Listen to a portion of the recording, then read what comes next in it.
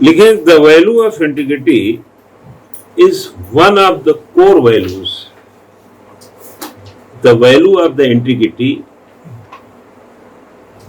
Is one of the core values of the civil services, of the civil services. ठीक, हिंदी में लिखो, civil सेवा के बुनियादी मूल्यों में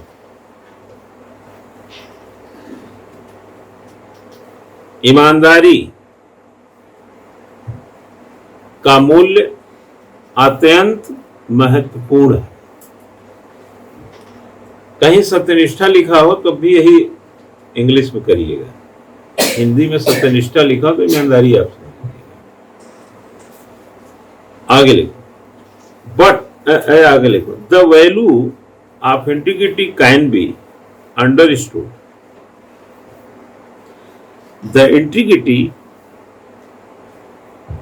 the value of integrity can be understood from three perspectives: individuals, society and organization। ठीक है, इंडिविजुअल, सोसाइटी एंड ऑर्गेनाइजेशन। सत्यनिष्ठा के मूल्य को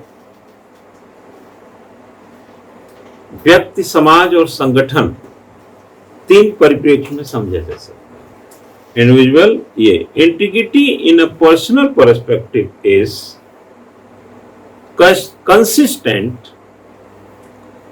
integrity in a personal perspective is consistent, क्या बोला मैंने, हाँ, consistent and honest in thinking.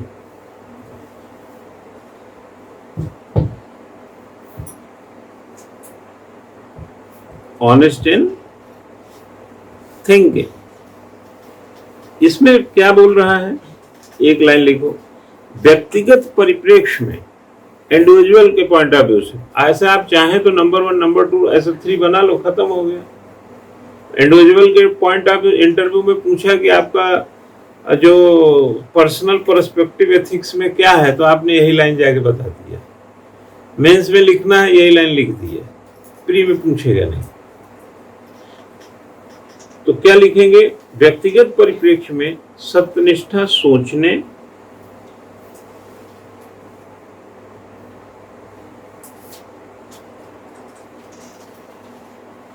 बोलने और कार्य करने में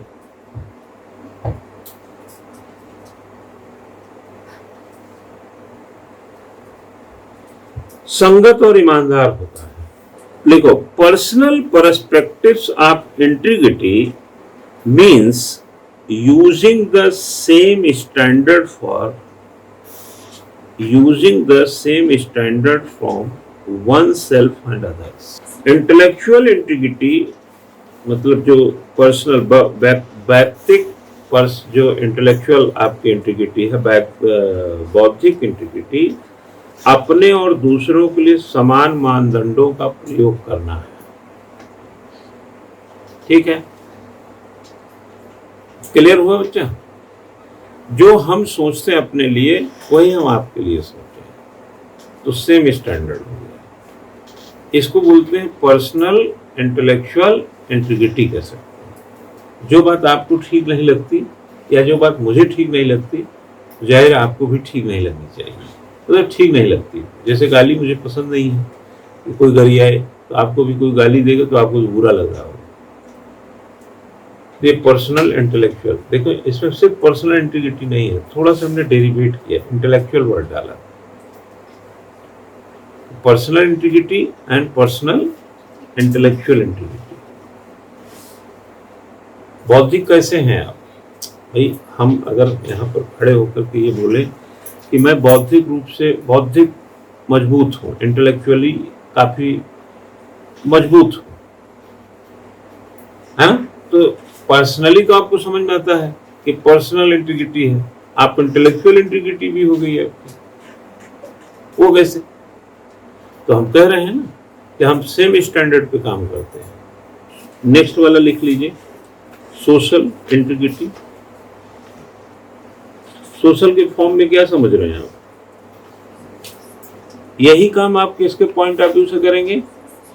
सोसाइटी के पॉइंट ऑफ व्यू। सेम जो थिंकिंग है, जो हमने वर्ड लिखाया है, सत्यनिष्ठा सोचने लिखा है ना, थिंकिंग की बात की या ऑनेस्टी की बात कही, फंक्शनल जो भी अप्रोच है सोसाइटी में, आप क्या करेंगे? जो आपने पर्सनल में लिखा है इसी को सोसाइटी लिख दीजिए, तो सोसाइटी के फॉर्म में चला जाएगा। सेम चीज, ठीक है। और अगर इसी को आप ऑर्गेनाइजेशन के फॉर्म में कर दो तो डू या सेम सेम लिख लीजिए, सिर्फ सोसाइटी ऑर्गेनाइजेशन लिख दीजिए। पहली वाली जो परिभाषा आपने लिखा है, सोसाइटी लिख दीजिए, डिफाइन हो जाएगा वही चीज। ऑर्गेनाइजेशन लिख लीजिए, वही चीज डिफाइन हो जाएगा। अभी हम पर्सनल लेवल पे बोले, फिर अब सोसाइटी लेवल पे, फिर organisation. Organisation, what do you mean organisation? Organisation is bank, collectorate, school, coaching institutions, Vidhan Sabha, ये सब क्या है? ऑर्गेनाइजेशन। अब आप मुझे बताइए कि वहां पे क्या जरूरत है? इंटीग्रिटी की। इंटीग्रिटी किस सेंस में? जैसे विधानसभा हो, सचिवालय हो, कलेक्ट्रेट हो, हमारी कोचिंग हो, विश्वविद्यालय हो, डिग्री कॉलेज हो, ये सब जगह पर ये क्या है? ये ऑर्गेनाइजेशन है ना, ऑर्गेनाइजेशन है। और जैसे आप जानते हैं कि man is a social animal, मानव एक सामाजिक प्राणी है, जहां पर भी जाता है सामाजिकता का निर्वहन करता ही है। फॉर्मल के साथ इनफॉर्मेलिटी कम हो जाती है, लेकिन ऐसा होता ही नहीं है कि फॉर्मल बिहेवियर के साथ उसका इनफॉर्मल जो नजरिया है वो कहीं और चला जाता है। ठीक, आपने कभी देखे होंगे कि जैसे हम लोग अपने घरों में अपने बच्चों को, अपनी पत्नी को, अपने माँ बाप को, अपने भाई बहन को तवज्जो देते हैं। बीमारी हो जाए, परेशानी हो जाए, किसी दिक्कत में आ जाए, खान पान में या कहीं पर बैठे रहते हैं, और खाओ, दही ले लो, तुम कम खाते हो, ये सब की तमाम चिंतन लिखा है कि नहीं? सोचना, थिंकिंग लिखा है कि नहीं?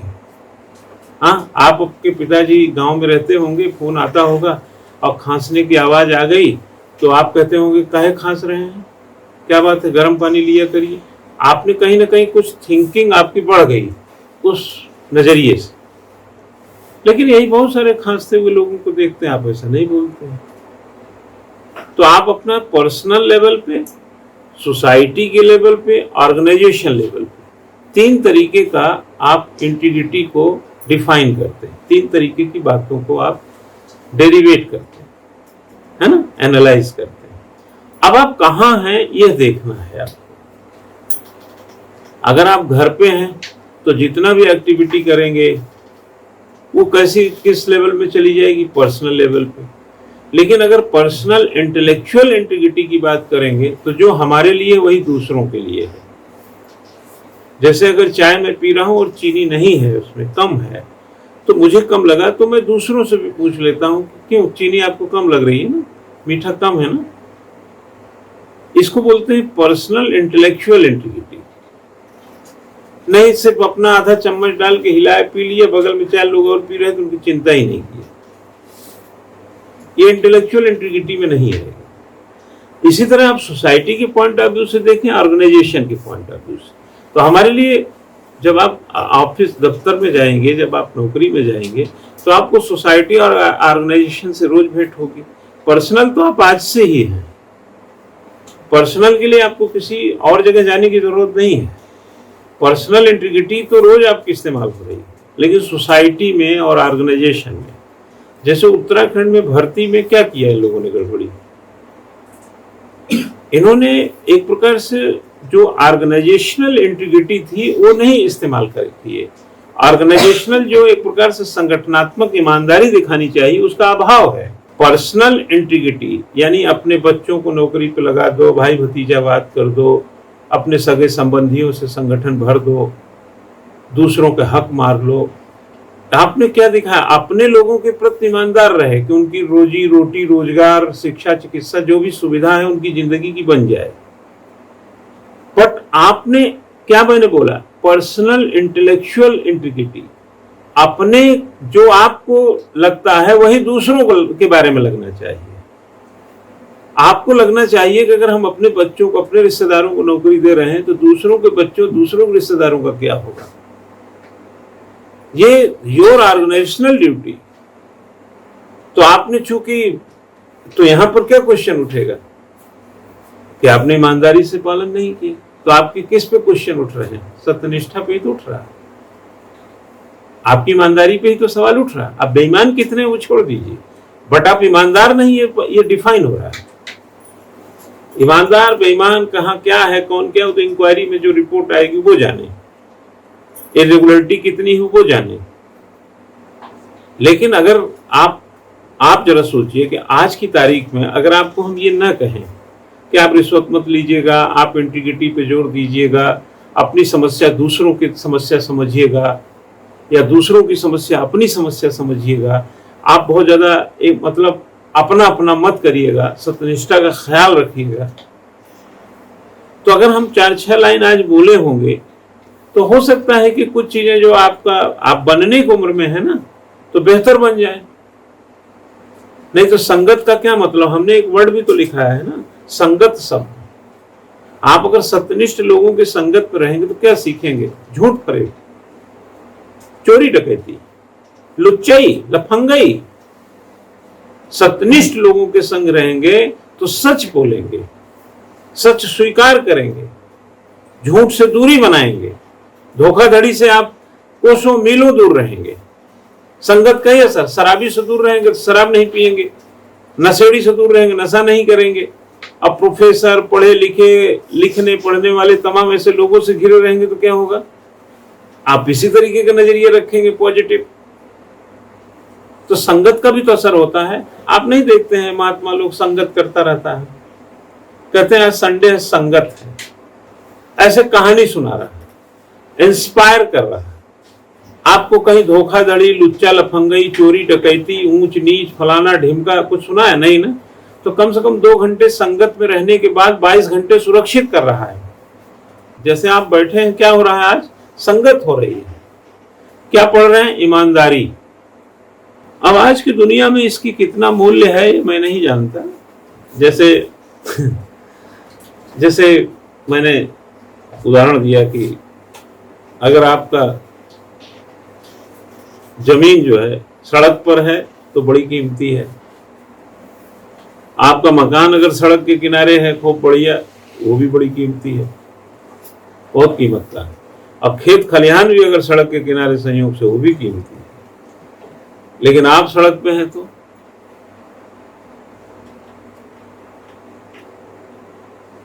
आप सड़क छाप, ईमानदार हैं, इंटीग्रिटी से भरे हैं, सत्यनिष्ठ हैं, इंटेलेक्चुअल इंटीग्रिटी है, लेकिन सड़क पर है तो क्या है? वैल्यू नहीं। तो मकान की, जमीन की, खेत खलिहान अगर सड़क पर है तो बहुत वैल्यू का है। एक विश्वविद्यालय सड़क पर बहुत वैल्यू का है, इंजीनियरिंग कॉलेज सड़क पर बहुत वैल्यू का है, दुकानें सड़क पर बहुत वैल्यू का। राजपुर रोड सुनते रहते हैं कि नहीं? राजपुर रोड पर जो दुकानें हैं बेशकीमती हैं, लेकिन उसी रोड पर कोई कहे कि मैं तो भैया राजपुर रोड पे ही घूमता रहता हूं, मैं तो सड़क पर, चाहे राजपुर रोड के सड़क पर घूमे, चाहे चकराता रोड पे, चाहे सहारनपुर चौक पे, चाहे हरिद्वार रोड। हम कह रहे हैं छोड़ो यार, 10 जनपद वनपद पे घूम रहे हो तुम सड़क पे, और कह दो कि हम सड़क पर हैं। सड़क कितनी अलग अलग कीमत की है, लेकिन आप किसी भी सड़क पर हैं तो आप क्या कहलाएंगे? सड़क छाप। मतलब मकान हो, दुकान हो, खेत खलिहान हो, जमीन हो, जायदाद हो, सड़क के किनारे बड़ी कीमती है, और आदमी सड़क पर हो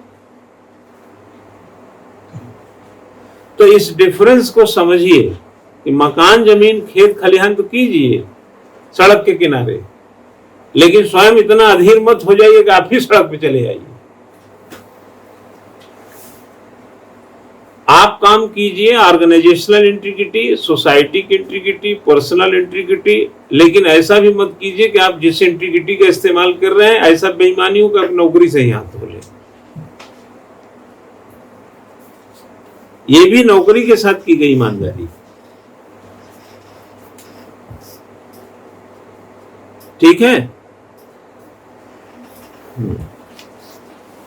अब एक हेडिंग और बताएं, मॉरल इंटीग्रिटी। लिखो मॉरल इंटीग्रिटी।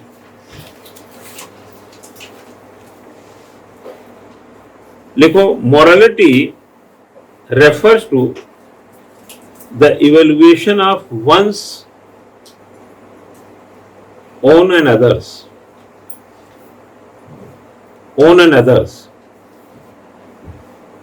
नैतिकता अपने और दूसरे के गुणों और कार्यों के मूल्यांकन को कहते हैं।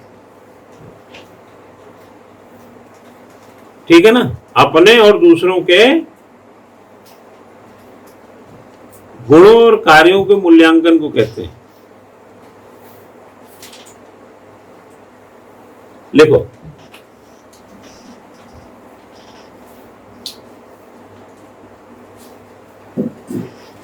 One's own and others, qualities लिखा है ना आगे, क्वालिटीज नहीं लिखा क्या, क्वालिटीज भी लिख लीजिए।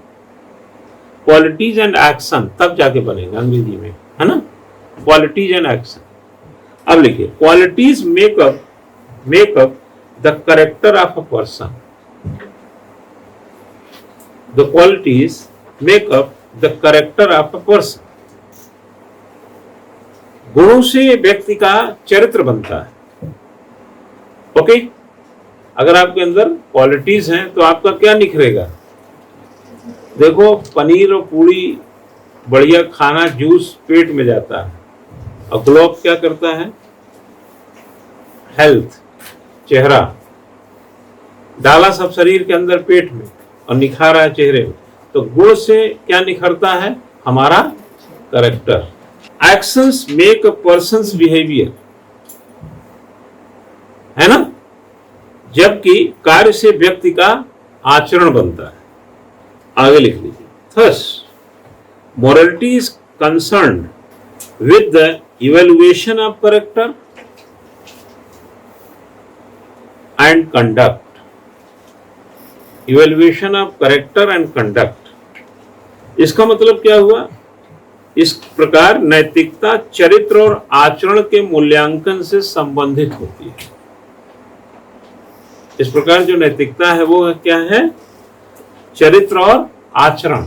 आचरण को यहां कार्य से लीजिए, कंडक्ट, क्योंकि जब आप कोई काम करते हैं तो हम उसमें कंडक्ट लगाते हैं, जिसको कोड ऑफ कंडक्ट बोलते हैं, कि आप ये काम नहीं करेंगे। जैसे हमने आपको 500 रुपया दिया कि जाओ सब्जी लाओ, तो हमने कहा कि बचा हुआ पैसा वापस करना, केवल सब्जी में खर्च करना, तो हमने ये कंडक्ट लगा दिया। ठीक हो गया, तो ये हो गई आपकी मॉरलिटी की बात, मॉरलिटी में इंटीग्रिटी की बात। अब एक लिखे प्रोफेशनल इंटीग्रिटी, हेडिंग बनाइए, professional integrity. Professional integrity is adherence to agreements, adherence लिख लेना, to agreement, comma norms, comma standards and values associated with the profession, associated with the profession।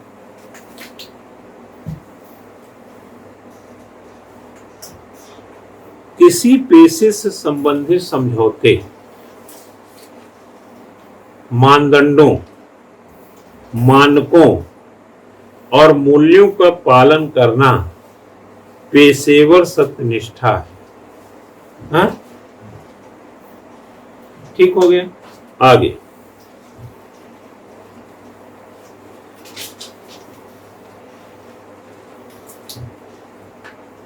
Ethics and codes या code of conduct, ethics and code of conduct are considered very useful for bonding professional integrity, professional integrity। आगे लिख लो, also professional integrity varies from profession to profession, profession to profession। इसके साथ ही पेशेवर सत्यनिष्ठा अलग अलग पेशों में अलग अलग होती है।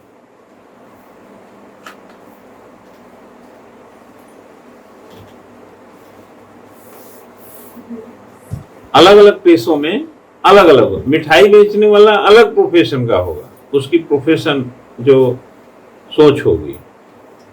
जिसे हम पढ़ाते हैं तो हमारी अलग है, सब्जी वाला होगा अलग होगा। ठीक है, जैसे मैं उदाहरण देता हूं, जैसे माना हमने फीस रखा, ठीक है, आप यूनिवर्सिटी में कितना फीस कम कराते हैं? आप बताइए। ग्राफिक यूनिवर्सिटी ने कहा हम 1 लाख रुपए एक सेमेस्टर के लेंगे, आपने फीस कम कराया? वो भी एक प्रोफेशन, एजुकेशन का प्रोफेशन। आपने जाके काउंटर पे 15-20 के पीछे खड़े होकर के और आधा घंटा वेट करके 1 लाख रुपए जमा कराया। ठीक, आप हमारी कोचिंग में आ गए, सामने बैठ के ठंडा पानी पी के, है ना, ये एक प्रोफेशन हो गई। आप सब्जी वाले कहाँ जाते हैं? सब्जी वाले को 100% पता है कि लोग बार्गेनिंग करते हैं, कुछ लोग नहीं भी करते हैं। दुकानदार कपड़ा लेने जाइए, स्वेटर लेने जाइए, उसको पता है लोग जितना रेट बताएंगे देंगे नहीं। लेकिन आप यही चले जाइए पैसिफिक मॉल वगैरह में, ऐसे ऐसे पी पी बिल बना के दे देता, आप पे कर देते हैं। जानते हैं वहां बार्गेनिंग क्यों नहीं कर पाए आप?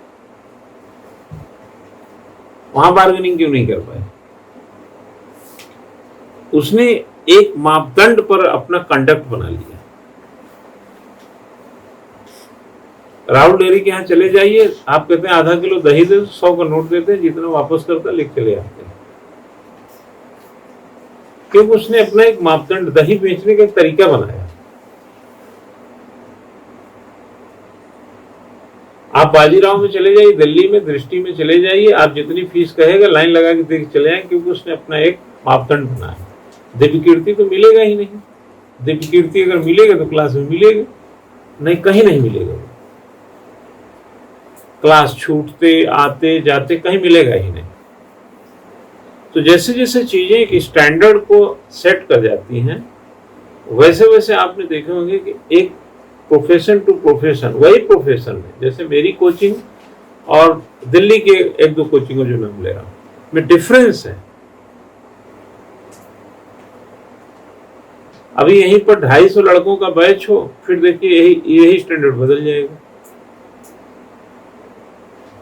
सब कुछ रहेगा ऐसे ही, पढ़ाई भी ऐसे ही होगी, मानदंड बदल जाएंगे बस।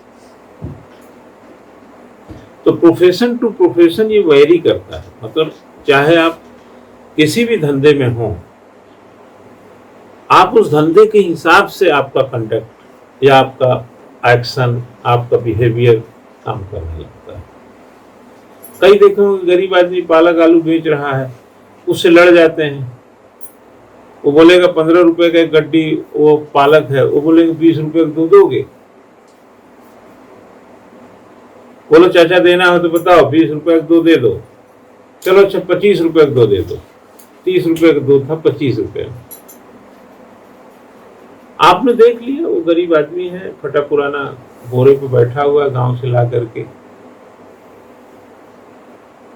लेकिन यही बिग बाजार में जाते हैं और वो बिल बना के जब निकाल के देता है तो आप पर्स से निकाल के 5-10 हजार रुपए जो खरीदारी के पैसा दे देते, तब तो आपको जरा सा भी समझ में नहीं आता। मतलब 30 रुपए की चीज में 5 रुपए की बार्गेनिंग कर लेते हैं, और वहां 5,000 की चीज में भी आपको 20 रुपए छोड़ने के लिए तैयार नहीं। ऊपर से कैरी बैग कहता है तो वो उसका भी बिल जोड़ देगा। एक बार आप कह दीजिए कि अरे यार इतना सामान लिया, कैरी बैग मुफ्त में नहीं दे सकता, आप हाथ में लेके आइए, बट कैरी बैग लेना है तो 10 रुपये 7 रुपये जो भी वो काटेगा। ये उसका स्टैंडर्ड है। अब वो अगर चचा जो है, जो बैठे हैं मैले कुचैले कपड़े में सड़क के किनारे, अगर वो अपना कोई स्टैंडर्ड सेट करें तो किसी स्टैंडर्ड में है ही नहीं, इसलिए सेट ही नहीं होगा। तो इसलिए वो जो ग्राहक कहता है वो मान लेता है। लेकिन जब स्टैंडर्ड बढ़ जाता है तो जो वो ऑर्गेनाइजेशन कहता है ग्राहक को, जैसे ग्राफिक जो कहता है वो फीस आप देते हैं, और वो फीस लाइन लगा के दे रहे हैं, क्योंकि उसने अपना एक स्टैंडर्ड बना लिया। मैक्स में चले जाइए, इलाज से पहले 2 लाख पहले जमा कर दीजिए, तब इलाज उलाज देखेंगे अगर भर्ती कर लिया है। लेकिन एक डॉक्टर है जो आपके मोहल्ले में है, 500 रुपया अगर फीस लेता है तो आपको ज्यादा लगता है। भेदभाव रहित लिखे, इम्पार्शियलिटी, नॉन इम्पार्शियलिटी, भेदभाव रहित तथा भेदभाव सहित, हाँ, गैर भेदभाव रहित। इम्पार्शियलिटी वर्ड ही ठीक है क्या? उतने से काम चल जाएगा, है ना। इम्पार्शियलिटी मतलब भेदभाव, गैर भेदभाव, है ना, भेदभाव रहित। पार्शियलिटी का मतलब भेदभाव। तो इम्पार्शियलिटी क्या है आप उसको जानते हैं, तो एक लाइन लिख लीजिए। One of the core values of the civil services in the Indian context, one of the core values of the civil services in the Indian context is non-discrimination and impartiality. Bharat के संदर्भ में civil सेवा का एक बुनियादी मूल्य भेदभाव रहित, बुनियादी मूल्य भेदभाव रहित तथा गैर तरफदारी का है, गैर तरफदारी है। Non discrimination and impartiality means not favouring anyone, not favoring anyone at the level of opinion, at the level of opinion, comma, not supporting anyone, comma, not supporting anyone, comma, not discriminating against anyone, not discriminating against anyone at the level of behavior. ये last. अब भेदभाव रहित तथा गैर तरफदारी का आशय है विचार के स्तर पर किसी भी का पक्ष ना लेना, ठीक है, किसी का पक्ष नहीं लेंगे, किसी का समर्थन नहीं करना, व्यवहार, किसी का समर्थन नहीं करना, व्यवहार के स्तर पर किसी के साथ भेदभाव न करना, भेदभाव न करना। एक लाइन और लिखेंगे, there is a possibility of discrimination on the basis of family, on the basis of, कहां से गड़बड़ाता है आदमी? सबसे पहले बेटा बेटी भाई बहन, यहीं से कई लोग तो अपनी पत्नी के चक्कर में भी है ना। Discrimination on the basis of family, caste, religion, friendship, gender, language and economy.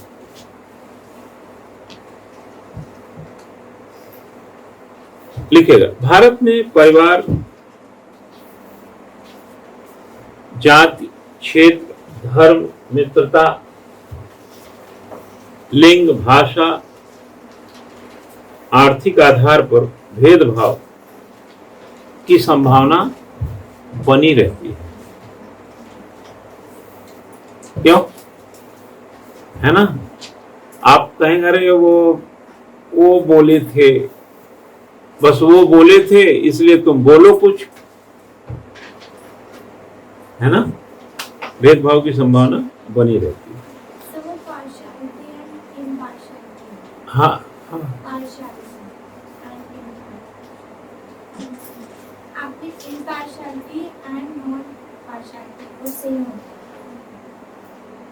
तो तुम एक ही लिख दे, केवल इम्पार्शियलिटी लिख दे या डिस्क्रिमिनेशन लिख दे आप लिखकर, है ना, कंफ्यूजन आप। असल में वो जो हमने गैर शब्द लगाया है वो है गैर पक्षपात कह लो, लेकिन हम लोग पक्षपात करने की संभावना क्यों रहती है?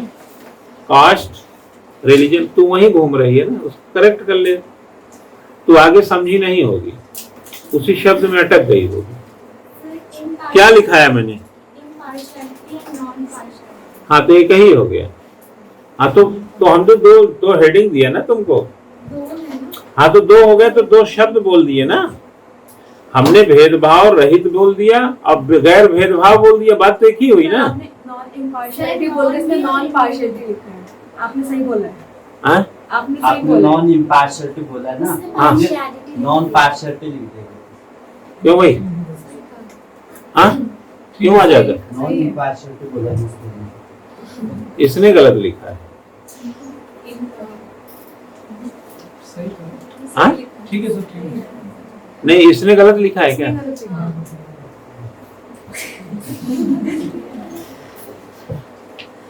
आगे लिखिए।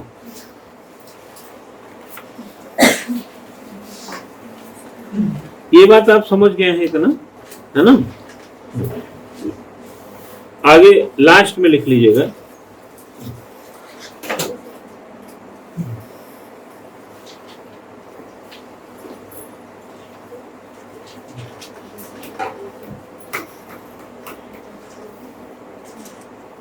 The need for the value of fairness, the need for the value of fairness and non-discrimination for civil servants in India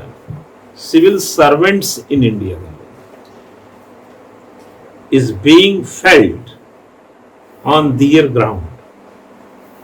grounds. इसमें लिखना, भारत में सिविल सेवकों के लिए निष्पक्षता और भेदभाव रहित के मूल्य को, निष्पक्षता और भेदभाव रहित के मूल्य को 3 आधारों पर आवश्यकता महसूस की जा रही है।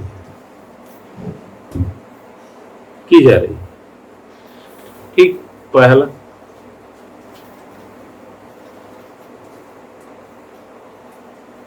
Rational legal system. Rational legal system, देखो एक तो हम लोगों को रेशनल लीगल सिस्टम कह सकते हैं। रेशनल लीगल सिस्टम पे ये कहा जा रहा है कि हमारे यहाँ जो डिस्क्रिमिनेशन है, यानी जो भेदभाव रोकना है, एक प्रकार से डिस्क्रिमिनेट नहीं करना, भेदभाव करना नहीं है, पार्शियलिटी करनी नहीं है, हमें इम्पार्शियलिटी को बढ़ावा देना है, गैर भेदभाव को बढ़ावा देना है। अगर हम गैर भेदभाव को बढ़ावा दें तो आपने आर्टिकल 15 को पढ़ा है ना, क्या करता है वो? भेदभाव को रोकता है, जिसमें जात, लिंग, वंश, धर्म, जन्म स्थान आदि के आधार पर आप भेदभाव नहीं कर सकते।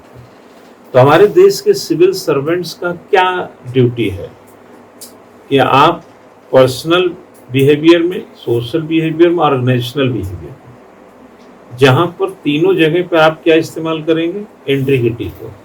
और इंटीग्रिटी बिना रेशनल के संभव नहीं है, और भेदभाव नहीं करेंगे तभी संभव है। रेशनल, यहाँ पर रेशनल लीगल एक जो दृष्टिकोण की बात कर रहे हैं, इसको बोलते हैं विवेकशीलता। सिविल सर्वेंट क्या है? एक वैधानिक सत्ता है, वह एक लीगल अथॉरिटी है, वह एक ऑर्गेनाइजेशन का लीगल अथॉरिटी है। अगर मैं आपको कहूं कि हेलमेट पहन के चलो, तो ये कोड ऑफ कंडक्ट का हिस्सा हो सकता है, या आचरण का एक सिद्धांत हो सकता है, सुरक्षा की दृष्टि से एक उपयोगी दृष्टिकोण हो सकता है। लेकिन अगर आप नहीं माने इस बात को, तो हम चालान तो काटेंगे नहीं कि पहले तुम्हारा गेट पे खड़े होकर चालान काटे, फिर क्लास में परमिशन दे, काहे हेलमेट नहीं पहन के आए। लेकिन यही एक लीगल पर्सन जो चौराहे पे खड़ा होता है और हेलमेट नहीं, वो चालान काट देता है, वो वैधानिक सत्ता है। तो वैधानिक सत्ता के पास रेशनल जो है अप्रोच होता है। रेशनल का मतलब विवेकशीलता। इसीलिए हर्बर्ट साइमन ने अपने एडमिनिस्ट्रेटिव बिहेवियर जो 1947 में उसकी किताब आई, और उस एडमिनिस्ट्रेटिव बिहेवियर की किताब में जो भाव थे, डिसीजन मेकिंग की बात कर रहे हैं, 1978 में हर्बर्ट साइमन को नोबेल दिया गया अर्थशास्त्र की श्रेणी में। अब प्रशासनिक सेवा में प्रशासनिक मानव की सीमाएं क्या हैं?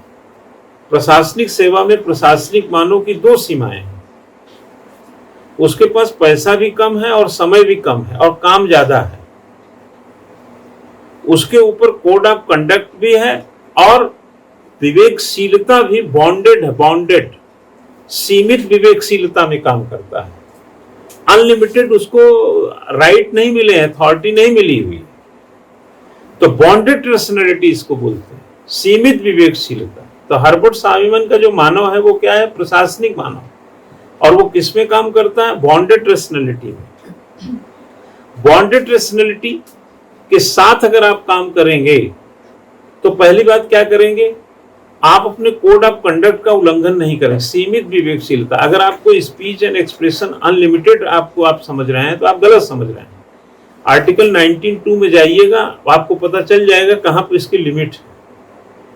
जो 19(1) में स्पीच एंड एक्सप्रेशन का आपको फंडामेंटल राइट है, वहीं बगल में 19(2) भी लिखा है। आपको पता चल जाएगा कि कैसे आपको कहां रोका गया है। तो प्रशासनिक अधिकारी बॉन्डेड रेशनैलिटी में काम करता है। यहां पर विवेक भी सीमित लगाना पड़ता है और पैसा और समय भी सीमित है। अनलिमिटेड कुछ भी नहीं है। अब ऐसे में जो अगर इन सब का इंटीग्रिटी के साथ अनुपालन हो जाए, बहुत ईमानदारी से इसका पालन हो, तो देश को क्या चाहिए होता है? पब्लिक पीपल को, देश की जनता को क्या चाहिए? Good governance. What do you mean good governance? अगर दो शब्द, दो टर्म डिफाइन करें तो क्या हुआ? Peace and happiness. What is a good governance? अगर कनाडियन मॉडल के हिसाब से चले, जनरली इसको आप वर्ड व्यू मान के चलिए। पीस शांति, हैप्पीनेस खुशियां। आप बताइए कि लॉ एंड ऑर्डर ठीक है, व्यवस्था ठीक है, गैस पानी मिल रहा है, बिजली भोजन सब आ रहा है, स्कूल कॉलेज हॉस्पिटल की सुविधा है, तो दिमाग में क्या रहेगा? पीस, रोजी रोजगार रोटी सब चल रही है, और हैप्पीनेस क्या रहेंगे? खुश रहेंगे। और अगर इसमें दूसरा टर्म और जोड़ दें अपनी तरफ से ऐसे, तो ईज ऑफ लिविंग। अगर ईज ऑफ लिविंग है तो क्या है? Good governance. दिन भर काम करिए, रोटी खतरे में हो, रात दिन पढ़ाई कीजिए, रोजगार खतरे में हो, महंगाई आसमान छुए, समस्याएं का बिल्कुल समझ लीजिए कि जैसे कूड़े का ढेर लगा है, दिल्ली में खुद दिखा रहे थे पूरा हिमालय बन गया, वैसे समस्याओं का ढेर लगा रहे। यानी कि आप चौतरफा सिर्फ प्रॉब्लम में रहें तो ईज ऑफ लिविंग को खतरा, पीस को खतरा और हैप्पीनेस को खतरे में होना ही। इसलिए अगर आप इंडेक्स में जाएं तो दुनिया का सबसे खुश देश कौन सा है? भूटान। न उसको युद्ध लड़ना है, न उसको हथियार बनाना है, न उसको परमाणु बम बनाना है। उसको ऐसा क्या काम करना है जिसकी वजह से उसकी बेचैनी बढ़े। और आप जिन देशों को समझते हैं बड़े रईस, मैं कहता हूं अमेरिका की बात कर लो, रशिया की बात कर लो, यूरोप के बहुत सारे देशों की बात कर लो, हैप्पीनेस इंडेक्स में जरा भूटान से बेहतर होकर दिखाएं। किसी के पास 5 परमाणु बम है तो 75 करना है। अपनी इकोनॉमी भी हमको $5 ट्रिलियन ले जाना है। हम लोग कहां पर खड़े हैं? हम लोग एक अच्छा शासन, सुशासन की संज्ञा में चला जाता है। गुड गवर्नेंस, गुड माने अच्छा, ठीक है। और अगर इस दृष्टि से देखें तो इसमें रडार में कौन आता है? इन दोनों के, सुशासन और बॉन्डेड रेशनैलिटी, विवेकशीलता। एक अच्छा विवेक का प्रयोग, वैधानिक विवेक जो कि सिविल सर्वेंट के पास है, और एक अच्छा सुशासन जो देश को देना है, कि बीच में कौन खड़ा है? पब्लिक। पब्लिक का आकर्षण सुशासन है, और सुशासन का निहित भाव happiness, peace, ease of living है। और ये तीनों का भाव कहां से गवर्न होगा? बॉन्डेड रेशनैलिटी से, सीमित विवेकशीलता। यही प्रशासनिक मानव का गुण है। और अगर प्रशासनिक मानव आर्थिक मानव बन जाए तो एफडब्ल्यू टेलर का मानव हो जाएगा। सिर्फ किस पे ध्यान देगा? पैसे पे। और पैसे पे ध्यान देंगे तो चमड़ी उधड़ जाएगी पब्लिक की, महंगाई से, बेरोजगारी से। अगर आप सिर्फ पैसे पे ध्यान देंगे तो चमड़ी किसकी उधेड़ेंगे? पब्लिक की। और अगर आप प्रशासनिक मानव बनेंगे तो बॉन्डेड रेशनैलिटी, बिना बॉन्डेड रेशनैलिटी के पीस, हैप्पीनेस और ईज ऑफ लिविंग नहीं पाया जा सकता। अनलिमिटेड आपके पास थिंकिंग नहीं है, आप अनलिमिटेड विवेक के व्यक्ति नहीं हैं। प्रधानमंत्री को भी संविधान में सीमा दी गई है। अनलिमिटेड तो हमारी संसद भी नहीं है, अनलिमिटेड तो हमारी सरकार भी नहीं है, अनलिमिटेड तो हमारी कोर्ट भी नहीं है। सबकी हैसियत, सबकी स्थिति और सबकी सीमा संविधान में जाके पढ़िए, निहित। तो प्रशासनिक मानव कम संसाधन और कम पैसे में काम करता है, कम समय में काम करता है। और कम समय हो और कम पैसा हो तो विवेकशीलता क्या होनी चाहिए? बड़ी होनी चाहिए। बड़ी होनी चाहिए लेकिन भारी नहीं होनी चाहिए। बड़ी होगी, सीमित होगी, जन उन्मुख होगी तो पीस, हैप्पीनेस और ईज ऑफ लिविंग आएगा। और अनलिमिटेड होंगे, दादागिरी करेंगे, गुंडागर्दी करेंगे, डिक्टेटरशिप दिखाएंगे। आपको लगेगा कि इस देश के दूसरे राजा शासक आप ही हैं, बाकी सब प्रजा हैं। तो देश में सुशासन नहीं होगा और ईज ऑफ लिविंग का तो कोई मतलब नहीं है। पीस एंड हैप्पीनेस तो दूर दूर तक नहीं होगा। तो 3 कंडक्ट में क्या है? पहला तो आपने लिख लिया रेशनल लीगल सिस्टम, और दूसरा क्या है? लिखिए व्यक्ति का उत्कर्षण बोलते हैं इसको, पर्सन्स इलिवेशन, इलिवेशन। और थर्डली क्या है? Good governance. 3 आधारों पर महसूस की जा रही है। क्या समझे? अगर हमारे शासक और प्रशासक जनता से मोह भंग करेंगे तो लोकतंत्र को खतरे में डालेंगे। अगर हमारे शासक प्रशासक सीमित विवेकशीलता को अनलिमिटेड विवेकशीलता समझेंगे तो लोकतंत्र की परिधि का, लोकतंत्र की लक्ष्मण रेखा का उल्लंघन करेंगे। अगर ये दोनों हो गया तो शासन तो रहेगा, सुशासन नहीं होगा। और सुशासन नहीं रहेगा तो पीस एंड हैप्पीनेस नहीं रहेगा। अब peace of happiness depends on ease of living, या इन दोनों पर ईज ऑफ लिविंग डिपेंड है। अगर पीस और हैप्पीनेस है तो जिंदगी कैसी होगी? आसान होगी। और आसान जीवन करना शासन का और प्रशासन का धर्म है। यह भीष्म पर्व में जो गीता का उपदेश है उसका एक अंश ही समझें।